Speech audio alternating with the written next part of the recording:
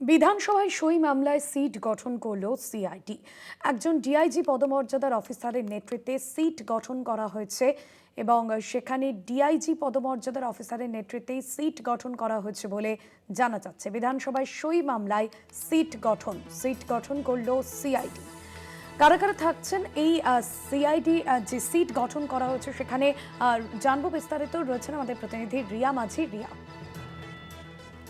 দেখো, তোমায় জানিয়ে রাখবো যে বিধানসভার যে সিগনেচার সেই মামলাতে কিন্তু এবার সিট গঠন করলো সিআইডি।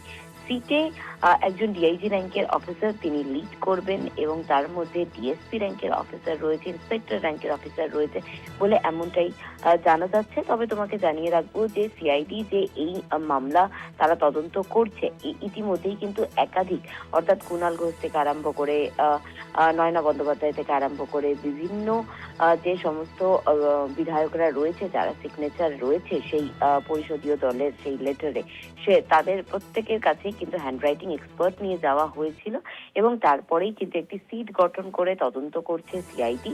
এবং আজকে অভিষেক বন্দ্যোপাধ্যায় হাজিরার আজকে ডেট রয়েছে। যদি অভিষেক বন্দ্যোপাধ্যায় হাজিরা না দেন, সেক্ষেত্রে কিন্তু এই সিট তারা সিদ্ধান্ত নেবে যে পরবর্তী তাকে নোটিশ পাঠানো হবেই বলে সূত্র মারফত জানা যাচ্ছে। তবে কবে সেটা পাঠানো হবে সেটাই কিন্তু চূড়ান্ত সিদ্ধান্ত নেবে সিটের তরফ থেকে। একদমই। ধন্যবাদ জানাবো রিয়া।